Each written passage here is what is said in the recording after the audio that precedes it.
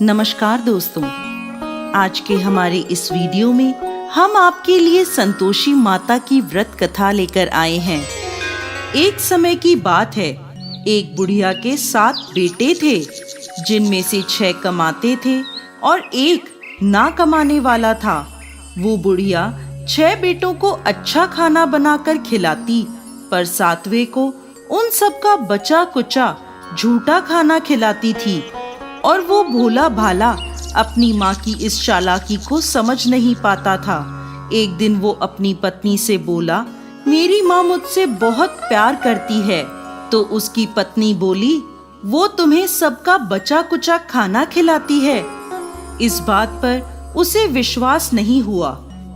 एक दिन वो छुपकर देखता है कि माँ अपने 6 बेटों को बड़े प्यार से कई प्रकार के व्यंजन बनाकर बड़े प्रेम से खिला रही है। जब वो 6 खाना खाकर उठ गए, तब माँ ने उनकी थालियों से झूठन इकट्ठी करी और उसके लिए थाली में परोस कर रख दी। जब वो घर आया तो माँ अपने सबसे छोटे लड़के से बोली, खाना खा ले। वो बोला, माँ मैं भोजन नहीं करूँगा, मैं तो परदेश जा रहा हूँ। माँ बोली, कल जाता आज ही चला जा। वो घर से निकल गया और गौशाला में पहुंचा, जहां उसकी पत्नी गोबर के उपले थाप रही थी। अपनी पत्नी के पास गया और बोला, मैं परदेश जा रहा हूँ, कुछ समय के बाद आऊंगा। तुम संतोष से रहना और अपने धर्म का पालन करना। इस पर उसकी पत्नी बोली, स्वामी आप आनंद से जाइए, मेरी चिंता मत करें, मैं तो राम भरोसे यहाँ रह लूंगी। ईश्वर आपकी सहायता करे। अपनी कोई निशानी मुझे दे दीजिए, जिसे देखकर मैं धीरज करती रहूंगी। इस पर वो बोला, मेरे पास इस अंगूठी के सिवा कुछ भी नहीं है, तुम ये रख लो और मुझे भी अपनी कोई निशानी दे दो। वो बोली, मेरे पास तो कुछ भी नहीं है, बस ये गोबर से भरे हाथ हैं। ये कहकर उसने अपने पति की पीठ पर गोबर के हाथ की थाप मार दी। वो चल दिया। चलते चलते वो दूर किसी नगर में पहुंचा और एक व्यापारी की दुकान पर जाकर बोला, भाई मुझे नौकरी पर रख लो।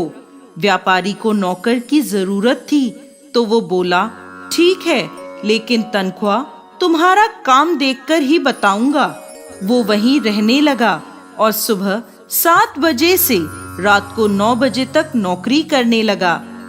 थोड़े ही दिनों में वो व्यापारी का सारा लेन देन और हिसाब किताब करने लगा।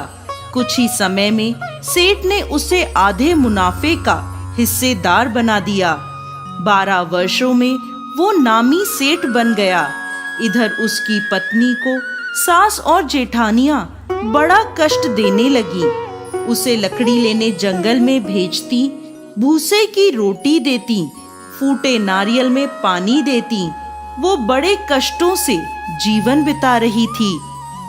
एक दिन जब वो लकड़ी लेने जा रही थी, तो रास्ते में उसने देखा एक मंदिर में कुछ औरतें व्रत कर रही हैं और कथा सुन रही हैं। तो वो पूछने लगी, ये क्या व्रत कर रही हो? इसे करने से क्या होता है और ये कैसे करते हैं? तब एक स्त्री बोली, ये संतोषी माता का व्रत है। इसे करने से मनवांछित फल प्राप्त होता है और गरीबी, मन की चिंताएं, मुकदमे, कलह, रोग आदि सब नष्ट होते हैं। संतान सुख, धन, शांति और मनपसंद वर मिलता है और दूर गए पति के दर्शन होते हैं। उन्होंने उसे व्रत की विधि बता दी।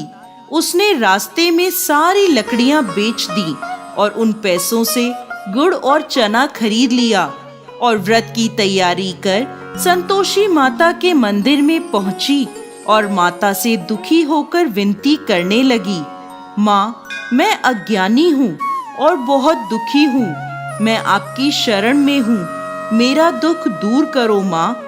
अब वो हर शुक्रवार ऐसा ही करती। एक दिन माता को उस पर दया आ गई। एक शुक्रवार उसके पति का पत्र आया और अगले शुक्रवार पति का भेजा धन उसे मिला। अब वो माता के मंदिर में गई और उनके चरणों में गिरकर रोने लगी। बोली, माँ, मैंने पैसे कब मांगे थे? मुझे तो अपना सुहाग चाहिए। मैं तो अपने स्वामी के दर्शन और सेवा करना मांगती हूँ। तब संतोषी माता ने प्रसन्न होकर कहा, जा बेटा, तेरा पति जल्द ही आएगा। वो प्रसन्न होकर घर गई और कामकाज में लग गई। उधर संतोषी माता ने स्वप्न में उसके पति को पत्नी की याद दिलाई और घर जाने को कहा। वो बोला, माँ, मैं कैसे जाऊं? परदेश की बात है, लेन देन के कई हिसाब बाकी हैं। माँ बोली, सवेरे उठकर मेरा नाम लेकर घी का दीपक जलाना और फिर दुकान पर बैठना। सवेरे उठकर उसने वैसा ही किया। देखते ही देखते सारा लेन देन साफ हो गया और धन का ढेर लग गया।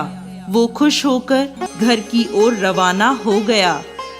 उधर उसकी पत्नी रोज लकड़ी लेने जाती और संतोषी माता की पूजा अर्चना करती। एक दिन वो बोली, माँ, आज ये धूल कैसी उड़ रही है? माँ बोली, बेटी, तेरा पति आ रहा है।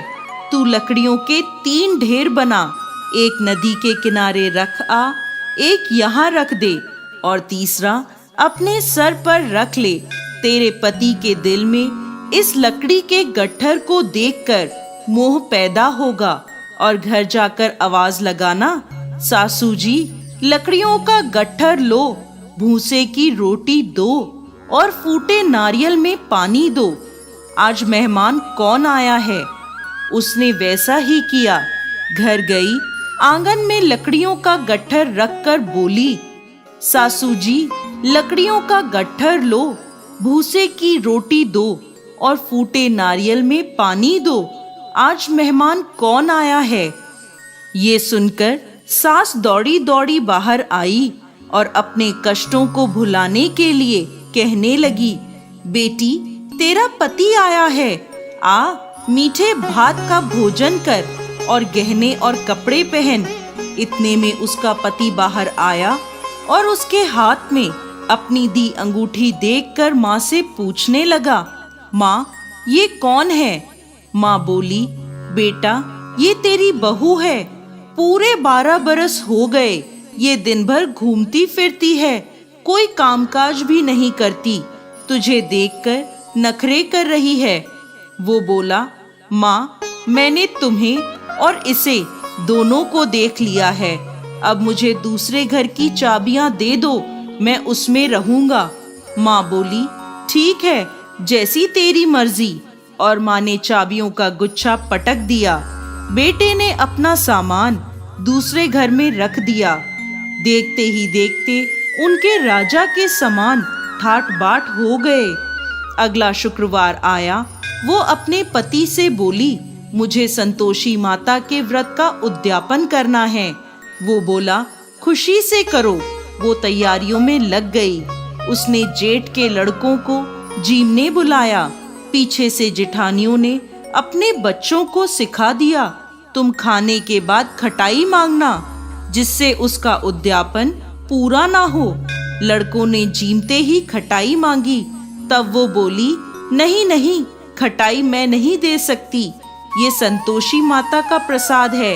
लड़के बोले, तो फिर पैसे दे दो। भोली भाली समझ नहीं सकी और उन्हें पैसे दे दिए। वो उन पैसों से खटाई लेकर खाने लगे।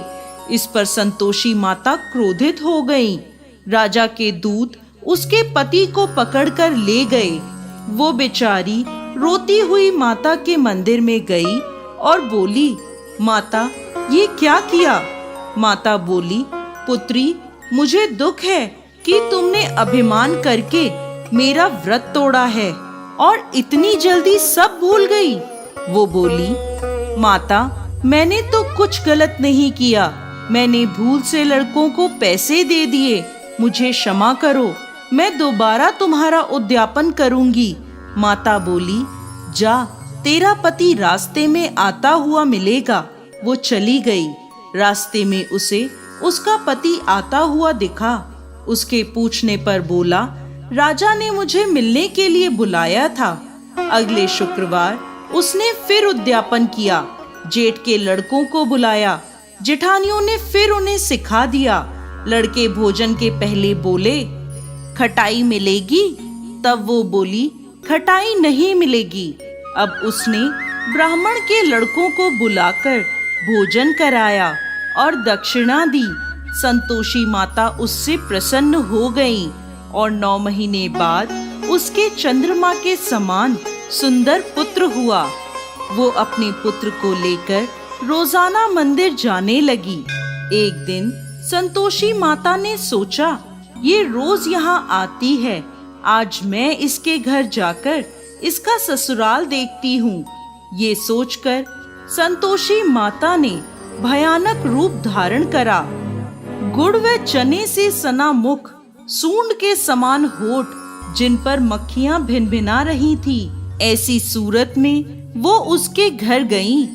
दहली में पांव रखते ही उसकी सास बोली, देखो कोई डाकिन आ रही है, उसे भगाओ वरना किसी को खा जाएगी।